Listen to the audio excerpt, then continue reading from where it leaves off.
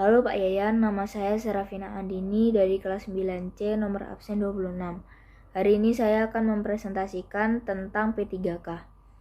P3K atau pertolongan pertama pada kecelakaan ialah upaya pertolongan serta perawatan untuk sementara agar korban kecelakaan keadaannya bisa lebih baik sebelum mendapat pertolongan yang lebih sempurna dari dokter atau paramedik.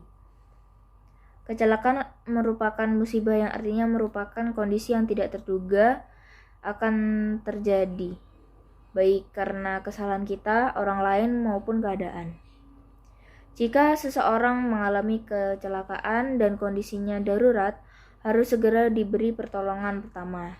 Maka dari itu dibutuhkan P3K, yaitu pertolongan pertama saat kecelakaan, agar korban tersebut tingkat keselamatannya lebih tinggi saat pertolongan rumah sakit datang. Ada beberapa prosedur agar pertolongan pertama pada kecelakaan bisa dilakukan dengan baik.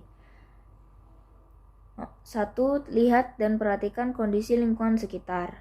2. Lihat dan periksa tingkat kesadaran korban. 3. Lihat kondisinya dan berikan bantuan pernafasan. 4. Lihat dan periksa luka korban.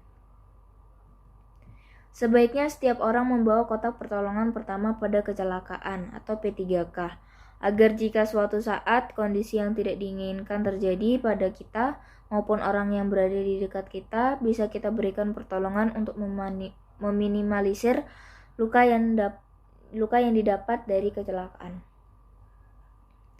Ada beberapa benda wajib yang harus ada dalam kotak P3K dan dibawa saat berpergian.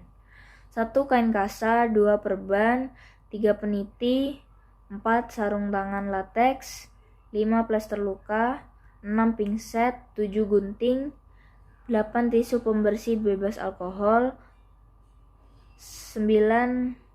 Salep luka bakar, 10. Krim dan salep antiseptik, dan lain-lain. Hal-hal yang harus diketahui tentang kotak P3K. 1. Selalu periksa tanggal kadaluarsa obat-obatan yang dibawa dalam kotak P3K secara rutin. 2. Ajari semua anggota keluarga cara menggunakan peralatan dan obat-obatan yang ada dalam kotak P3K.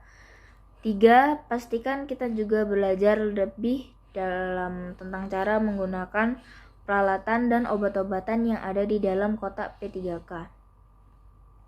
4. Saat di rumah, letakkan kotak P3K di dapur karena kecelakaan sering terjadi di dapur dan bisa lebih cepat melakukan pertolongan pertama pada korban.